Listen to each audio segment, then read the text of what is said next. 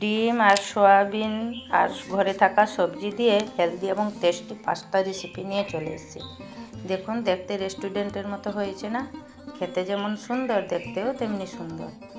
তো প্রথমে আমি ওটা সেদ্ধ করার জন্য কড়াইতে জল দিয়ে দিয়েছি। জলটা গরম হয়ে গেলে পরিমাণ মতো লবণ আর 2 চামচ তেল দিয়ে ওটাকে গুলিয়ে নিয়ে পাস্তাটা ঢেলে দিলাম। উপরে গোটা কয়েক সয়াবিন দিয়ে চাপা দিয়ে দিলাম। তো 5 মিনিট পরে সেদ্ধ হয়ে গেলে আমি ওটাকে জল ঝরাতে দিচ্ছি।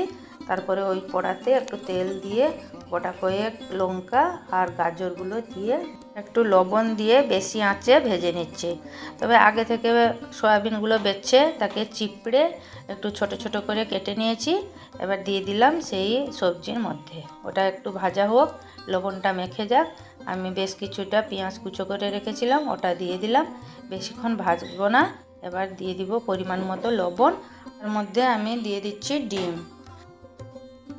এদিকে পাস্তাগুলো জল ঝরিয়ে তাতে একটু তেল আর লবণ আর চিনি পরিমাণ মতো দিয়ে মাখিয়ে রেখেছি। আমার ডিমটা সবজির উপরে আমি দিয়ে দিচ্ছি।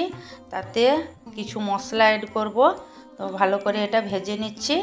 আর একটু লাগলে তেল দেবেন, আমি তেল দিয়েছি। এবার দিয়ে দিচ্ছি সয়া সস, চিলি সস আর পাস্তা মশলা আর একটু বেশি পরিমাণ টমেটো সস দিয়ে ভালো করে এটাকে মিশিয়ে নেব।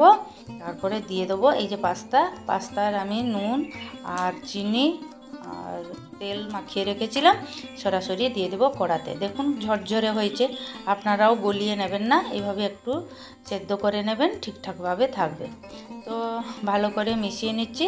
শেষ পর্যায়ে আমি দিয়ে দিব বেশ কিছুটা ভিনিগার আর একটা পাস্তা মশলা একটা দিয়েছিলাম, আর একটা ছিল সেটাও দিয়ে দিলাম। গোলমরিচের গুঁড়ো আর ধনে পাতা দিয়ে ভালো করে নাড়িয়ে আমি নামিয়ে রাখবো, সার্ভ করব। তবে বন্ধুরা একবার হলেও বানিয়ে খান, ভালো লাগবে, কথা দিচ্ছি। ঝরঝরে হয়েছে, দেখুন কত সুন্দর। ডিম আর সমস্ত মশলা মেখে একদম দারুণ লেগেছে। একবার হলেও বানিয়ে খান। টাটা।